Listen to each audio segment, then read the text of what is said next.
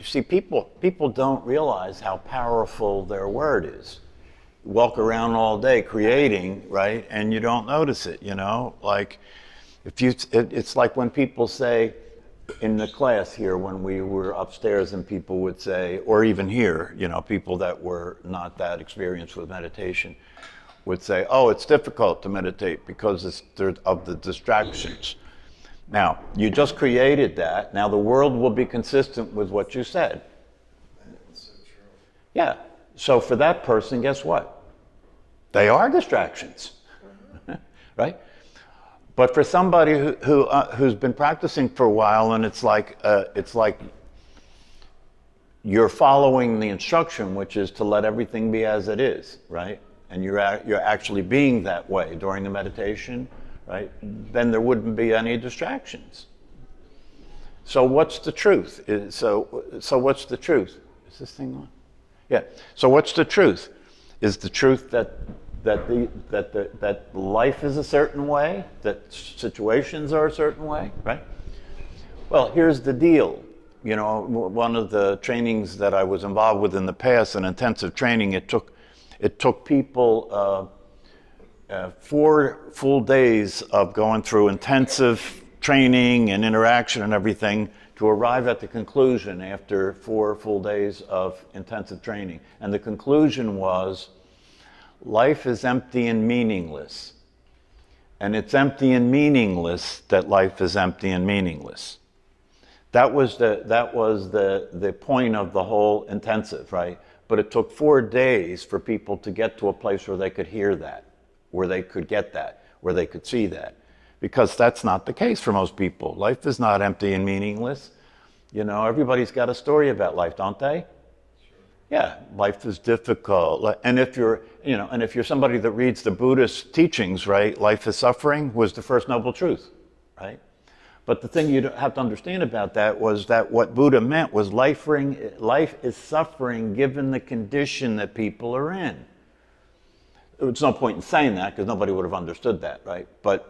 And you might as well just say life is suffering because 99.9% of people that's the case. So the 1% you don't have to worry about that, right? But life isn't anything. Life isn't suffering. No, life is empty. Life is meaningless. Life is just what's happening, right? What you and I do, what human beings do, is they project onto life their interpretation or their beliefs about it, right? Or their reaction to it, and then they blame that on life. Life is difficult. Where's the difficulty? Difficulty doesn't exist in life. I've never seen any. Difficulty is something human beings create, right? So this is an important thing to understand because, you've been doing that, I guarantee you. I was talking to somebody today that had an appointment to go to, and they were very anxious about going to the appointment, and worried about being late, and worried about, this person happens to be very obsessed with details, right? And very concerned about everything going right? So they don't do anything until they're really ready, right? So they went to go to the appointment, and then they came back from the appointment, and they said, "Oh my God, what a horror show." I could have predicted that before they left, right? Because if you bring the way you are to what's happening, it will appear to you, it'll occur to you to be a horror show, no matter what it is. No matter what it is. So, and it took this person about 15 minutes to run down all the terrible things that happened. Right? But, so what I'm saying is it's really worth your while to see if you can pay attention to the way you are about life. When you wake up in the morning, if you have a sense of dread about the day, right? That's not because of the way life is, that's because of the way you are. Do you understand? Yeah, that you have a dread thing going on, right? So you wake up in the morning and the dread thing's going on, right? And unless you can recognize, unless you can see it for what it is, right? and not give it credibility, not consider it to be real, not consider it to be true, see it for what it is, see that it's a mood, right? Unless you see that, guess what? The day will prove that you were right.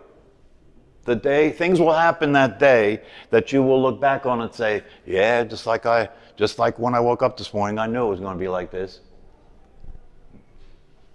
This is such an important thing to see, that as psychologically conditioned beings, right, we don't understand that part of our conditioning is to be threatened, to be afraid, to anticipate difficulty, right? Yeah, if you grew up around people like I grew up around, it's a wonder that you can go out the front door anymore, right? Because if you listen to people talk, even if you walk around here and you listen to people talk, right?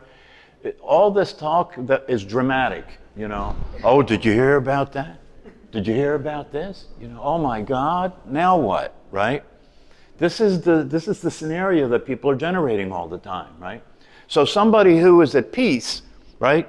A monk that's been, meditating for decades and really has done the work, to be freed up, to be liberated from that craziness, right? That if that monk is walking around with your average person, the average person will look at the monk and say, wow, that dude's weird. That dude's weird, because nothing bothers them. So in other words, the unenlightened vision, the unenlightened perception of it is that they've got good at dealing with how terrible life is. That's the way they'll look. That's the way they'll appear, right? Because that's the only way you can get it, because the way you already got it is that life is the way life is. You're either good at dealing with how terrible it is, or you're not so good at dealing with how terrible it is, but it's terrible, right? And when I talk about this to the uninitiated people in terms of trying to get them to understand there's a way out of this doom and gloom version of everything, right? And I say that, that in a typical human life, people continually struggle and work hard and do everything they can to try and be happy and get the money and get, be in control, and it never works. It never works for anybody, right? But they're not really paying attention to the fact that it never works. They just keep buying the next carrot, they keep going for the next thing that gets presented to them, right? You ever notice that with people? If you ever check in with people, there's a thing that they're into right now, right? And then if you see them a couple of years later, they're not into that now, they're into something else, right? Because that didn't work out too good, so now I'm doing this, right? And it just goes on and on and on. They never notice it never works out, right? So when I talk about these things to the uninitiated, and I point to that, and I point to the inevitables that I call the inevitables, old age, sickness, and death, right?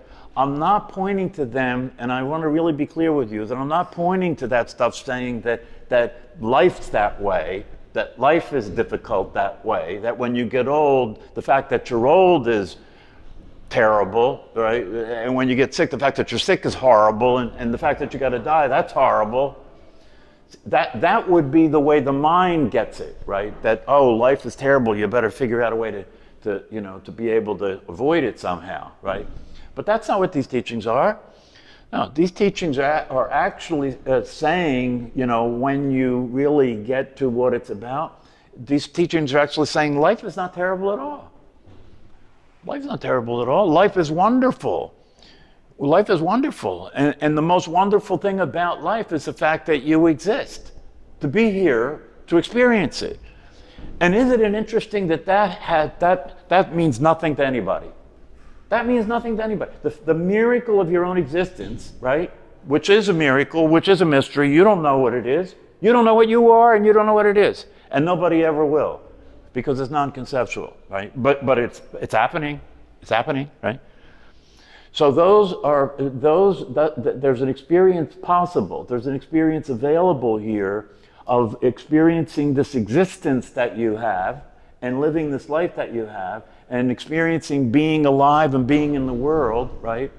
And seeing everything, seeing all these incredible things that are going on all the time that a lot of us miss because their perception is so shut down, right? All they can see is, oh, what do I got to get done? Where am I going? How much money am I making?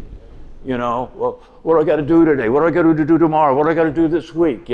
When's my vacation? When's my retirement? Right? This is the kind of narrow vision, right? So, but when you slow down and you start to pay more attention to what's going on in the now, in the reality, and the only reality there is, if you pay attention, you'll notice there are always things to enjoy in the reality. There's always things to enjoy. You slow down and start looking at what's going on instead of rushing through it. Right? I was looking on my deck, and we have an umbrella there on the deck like most people have, and noticed a bird was starting to build a nest inside the umbrella where this thing. So we watched this for days. It was amazing. Amazing. When you think about the fact that these birds, it's like built into their DNA to do this. They just do it. They're not like trying to do it or thinking about doing it, or they're just doing it, right? They just have to do it, right? So they build this nest. Then the mother bird comes and sits there, and she's sitting there a long time. So you figure there's eggs now, right? So eventually, and you're watching this every day, right? These are the kinds of things that make life worth living, right? To just look at the beauty of nature like this, right? And then the eggs hatch, and you see these little beaks sticking out of the nest, right? And then you can see the mother and the father bird coming and going, feeding the little birds, right? And the birds can't eat the worms whole, so the mother or the father bird chews the worms and then spits it out into the baby's beaks, and they keep growing, right? Until then they get bigger, and they get big enough, they start having fur. And then they start standing up on the top of the nest, right? And then the mother bird brings food, shows them the food, and then goes and sits on the telephone wire. And the babies are screaming for the food, and then the mother bird will come back, show them the food, and then leave again and go sit on the telephone wire, but not feed them, right? Until they eventually want it bad enough that they fly to the mother. That's how they get started. Right? This is incredible. Miracles, miraculous things that are going on around us all the time, right? So they eventually all leave the nest, and then the nest is there. So we were going to take the nest down, and then we'll leave the nest there. Well, today I look, right? Oh, the parents are back fixing the next up for the next round of kids. Wow. So these little things. What's that? Yeah, they put on an addition. Yeah, right. They were remodeling for the new kids.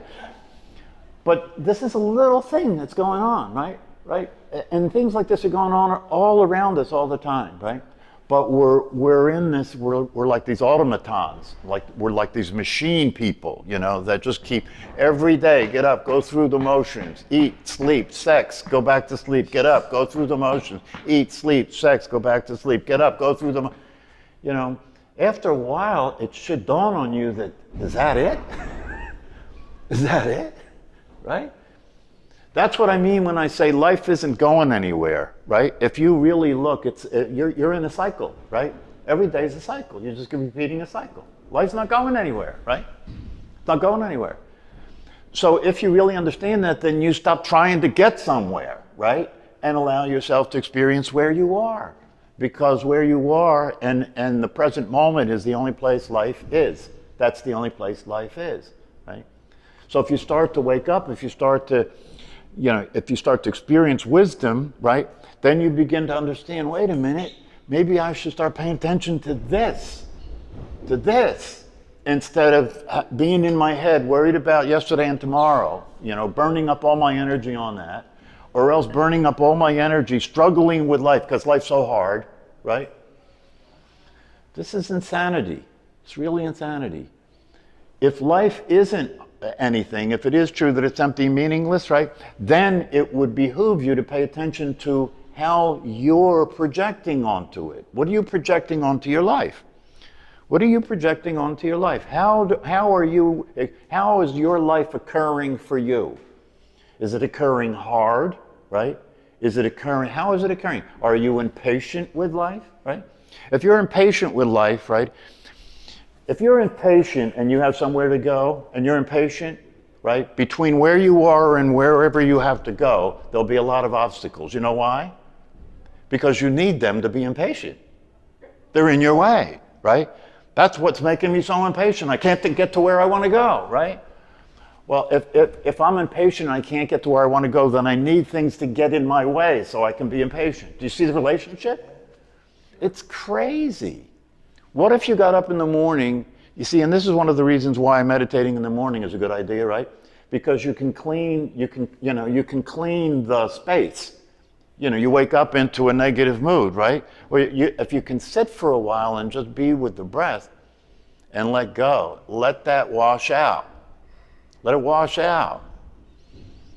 I was talking to somebody this morning, and we were talking about anxiety and depression and, fear and the kinds of things that everybody's dealing with, right?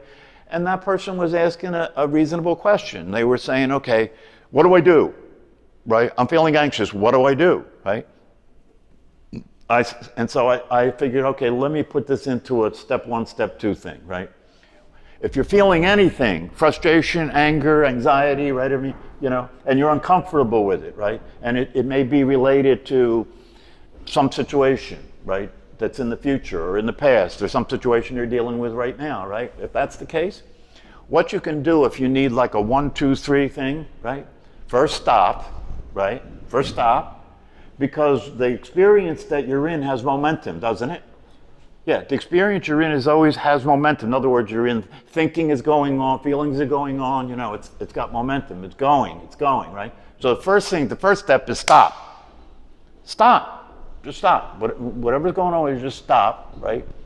And then after you stop, right, look and see what's happening. Look and see what's happening. What do I mean by that? Well, what's happening is that there are thoughts there, there are feelings there are physical sensations there, right? Look and see what's happening. Be present to what's happening, okay? So stop and look, right? Stop and look and see what's happening. And then once you see what's happening, choose it. Once you see what's happening, choose it. In other words, once you see what's happening, let that be. Let it happen the way it's happening, okay?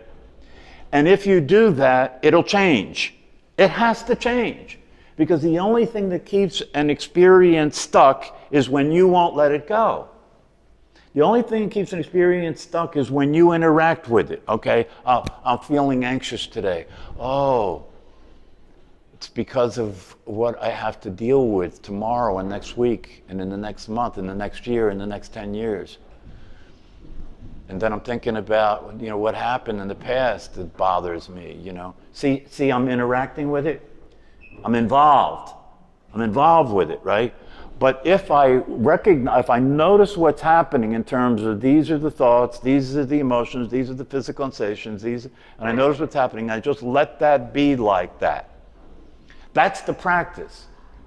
We already know, right, that the awareness that you and I are doesn't have anything in the game, does it? No, the awareness that you and I are is just here, just aware, just watching, just aware, just noticing, just witnessing, right? But not involved. Right? But you are, aren't you? Yeah, you are. You in your default state of being a personality keep getting involved with everything. A thought occurs, right? And then the next thought is an involvement that occurred because of that thought. Or a feeling occurs, right? Oh, I never even noticed that I always want to be happy and feel good and I don't want anything else. I never even noticed that that's the way I am, right? That's stupid, right? So when something else happens, then I have this reaction. Oh, I don't like this. Oh, I'm feeling anxious. Oh, that's not good. Why am I anxious? I don't like it. How can I stop it? Is there a way out of it? Maybe I need to take a pill. You see, see the involvement with it? Rather than just notice it, right? Okay, I'm feeling what I call anxiety. Where is it? It's in my body. Where in my body? It's here. Okay, let me just pay attention to that. And if you pay attention to it, guess what? It disappears.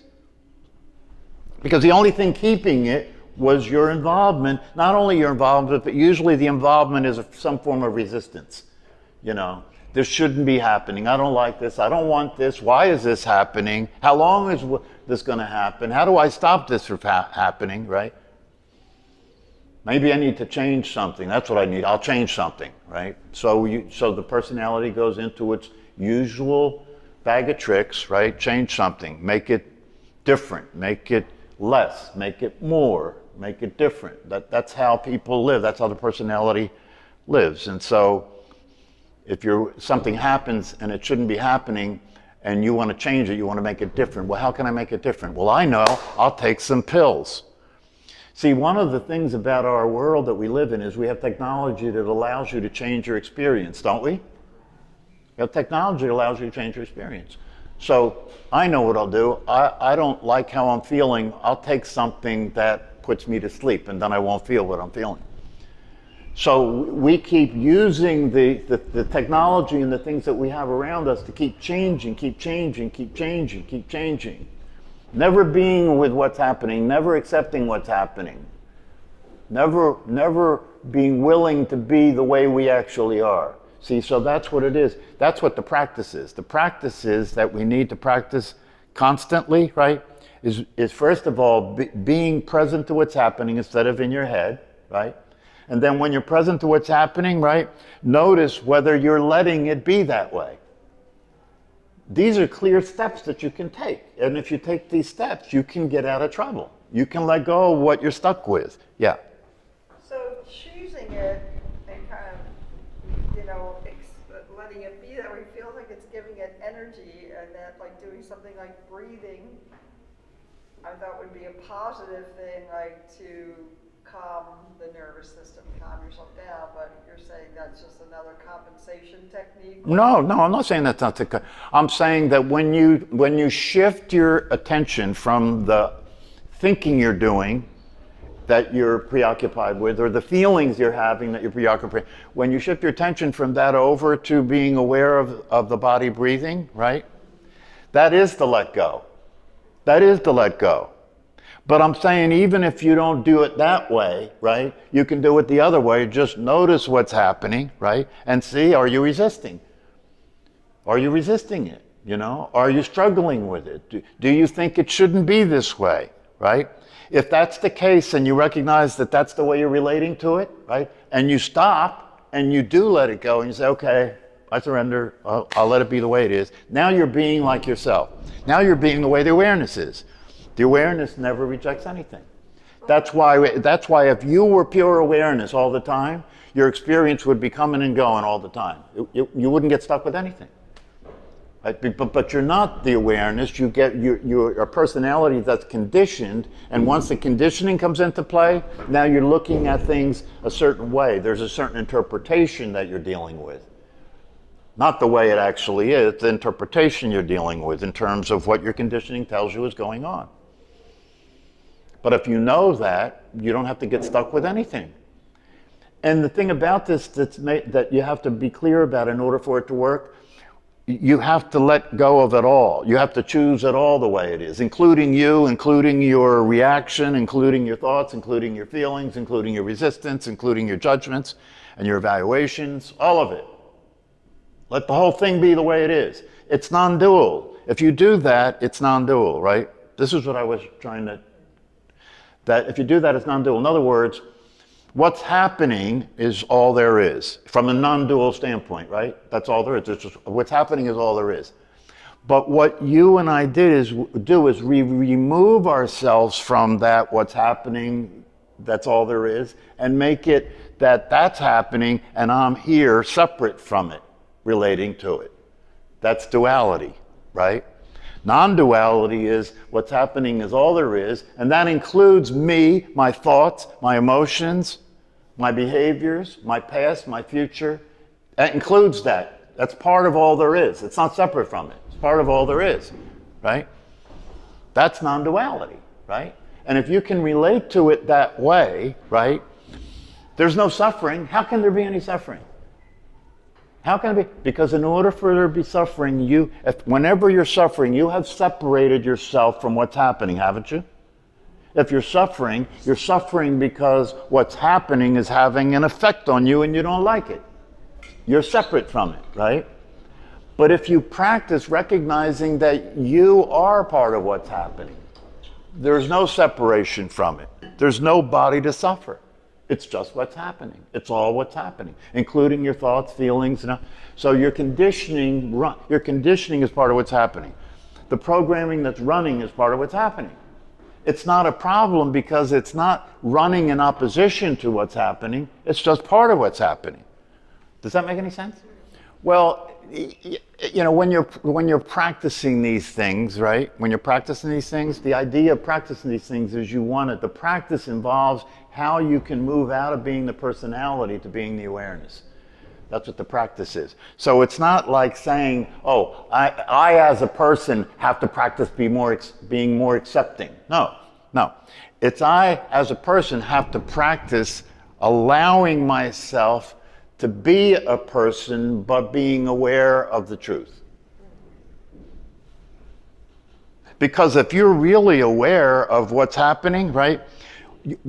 If you're aware of what's happening, you're aware of what's happening in the world, but you're also aware of what's happening in your mind, right? In your body, in your emotions, right? That's part of what's happening. If you're aware of what's happening. If you're aware of what's happening, if you're the awareness of what's happening, then within that awareness is you and your life.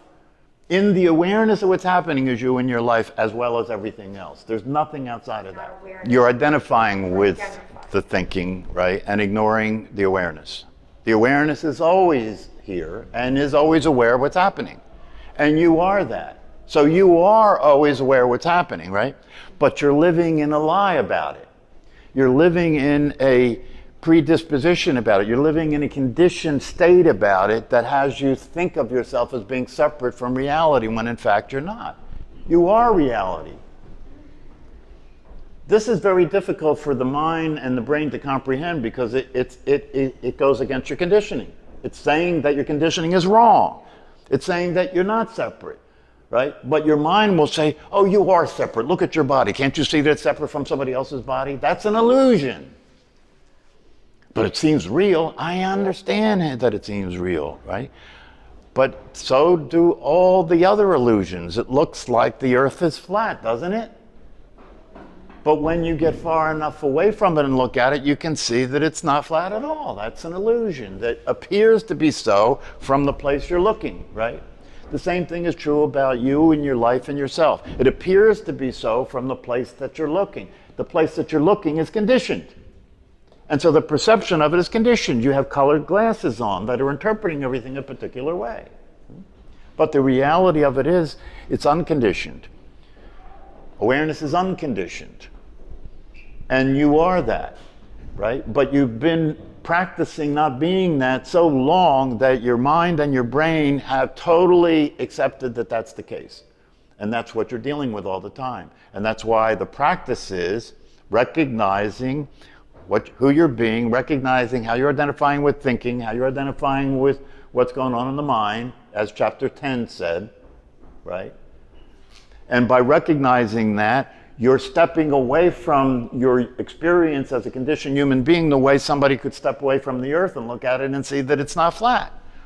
In the same way, when you step away and you look at your humanness, you look at your mind, you look at the program running, right? Then you begin to see it for what it is. When you're identified with it, you're in the middle of it operating.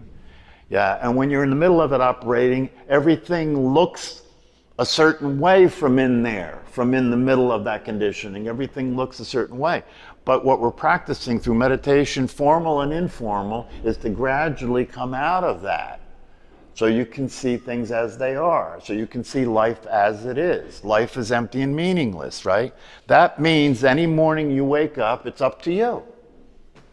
If you understand reality, you wake up in the morning, it's up to you. I understand that no matter, for all of us, when you wake up into the personality, right? Yeah, the voice starts. You wake up and the voice starts. Oh shit, now what? What do I have to do today? Oh no, what day is it? Oh, it's only Wednesday. Oh my God, what's the weather? Oh, it's raining. Do you see how the personality, once you fall into being that, now you're that, living that life that way. But if you wake up and you recognize, you've practiced enough that you can see, there's enough space now that you can see. You wake up and there's a mood. Oh, That's interesting. There's a mood. What's that mood about?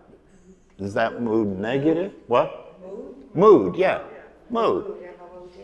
You're always in a mood, aren't you? Yeah. Yeah. So one of the things you can do to practice is pay attention to the mood, right? And recognize that you're not in the mood if you see it from an enlightened perspective. The mood is in you. You're not in the mood is in you. And if it's in you, right, it means that you can, turn your attention to something else, or you could create something else, and that's the end of that. It's not something that you have to be stuck with. You can recognize it for what it is, right? You can allow it to be there, and like I said earlier, anything you allow to be will let you be. So if you wake up in the morning and there's a bad mood, I'm in a bad mood. Okay, well, just let that be so. Don't try and change it. Don't resist it, right? And if you actually do that, if you let that be so and not try and change it, don't resist it, all of a sudden it's not that way anymore. I'm not in a mood anymore. It works. The reason that we do what we do in these teachings and practices is because it works. Life works when you work with life, right? But if your attitude about life is it's hard, you have to struggle, and things are going to go against you, and you have bad luck, and technology is too hard for you, and you don't understand a lot of things, and then your world is going to be full of what you just said, because you're God. Because when you say something, you literally create it, you bring it into existence where it didn't exist before. And then you complain about it like you didn't do that. So this is about taking responsibility for your life. Taking responsibility for your life. Understanding that if you take responsibility for your life, it means that you're willing to get out of the way and accept the truth, which is thy will be done. You're willing to get out of the way and accept, right, that you're God. See, if you get out of the way, then you must be God, right? If you get who you think you are out of the way, right, then there's nobody that is interpreting anything anymore. There's nobody that is having the resistance and having good ideas anymore. You just give all that up. Give that up and let the source be the source of you. Let the source be the source of your thoughts. Let the source be the source of it all. And if you let the source be the source of it all, then your word is God's word. Your behavior is God's behavior, right? God's not that hard to get along with. Yeah.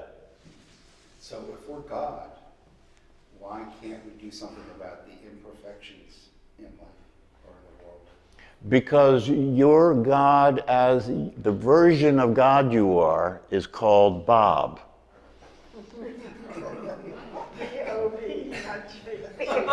And the version of God you are is a version of God in which the ego was put into place, and the ego is a mechanism that has you forget who you are. So you're God, but you don't know you're God, right? And if you discover you're God as Bob, you still have to play the God Bob thing. You have to still do the Bob thing, which means you don't have the full power of the Father. This is why Jesus called God the Father, right? Because I am the Son of God, I am a manifestation of God, right? But I don't have God's power in the version of God that I am in. So what am I, a fragment of God? No, you're a hologram. Yeah, you're all of God, all the time, right? But God's got the ability to appear anyway and to do anything. And so the way it appears and the way it has, what it's done in your case is created a Bob. And you get to be the Bob. And the Bob is somebody who can wake up and know that you're God, right? But if you wake up and know that you're God and you forget that you're God in a limited version of God, right? Then you'll end up in the nut house or jail. Yeah, because if you're God and you're not a limited version of God, right, then do you have to obey any of the laws? You make the laws, right? So then if you're God then you will just do whatever you think you should do, because after all, you're God. right? That's So going if to, I get in a car accident, I can just say to the other driver, I'm God. well, you can do It that. wasn't my fault. That you can do that, and then when the police come, they'll ask you to get in the back of the car, and they'll be looking to see what the local hospital is, to take you to the crisis clinic, right? No, look, the reality of it is you know the deal. You know that even if you understand your true nature is God, right? You know better than to go around talking about that and telling everybody you're God and performing miracles. You know better than that. That's not going to work. But that doesn't mean you're not God. It just means that you're a version of God that is in limited form, and you don't get to have the whole power of God. Well, not now, but after the body drops, you can have it all. But I think you've said before that everything is perfect as it is. Mm-hmm. Awareness is perfect. The world is perfect as it is. Mm-hmm. But how can that be when there's so much tragedy, catastrophe, sickness, and death, and Wars. right? How can that be that the world is perfect with what's obviously going on? It can be because the peace that you can experience, even with that happening, is the peace that passes understanding. In other words, you don't have to understand why things are the way they are. You can still be at peace. It passes understanding. If something happened in your life that was tragic, right? And didn't have to happen. It happened to you, but didn't have to happen to you, but it was tragic, it happened to you, it was terrible, and you suffered, right? Could have been a war, right?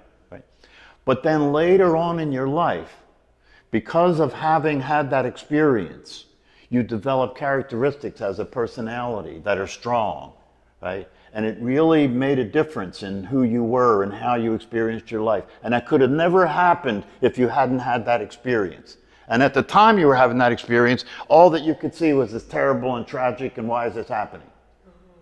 But down the road from it, you can look back and realize if that didn't happen, you couldn't be where you are now. And where you are now is a good thing. It's something that you're happy about. You like it, right? But you can't see the whole picture from the view that you're in all the time.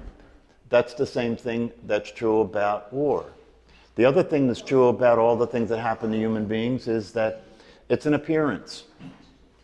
It's an appearance, just like this is all an appearance. Now, I know how real it looks, and I know how real it feels, right? Nonetheless, that's the case. It's an appearance. And if you continue to do this work and these practices and deepen your understanding, that can become the way you actually see it. If you're not at war with yourself, and if you're not at war with the people around you, then you're a model for peace. And that makes a difference.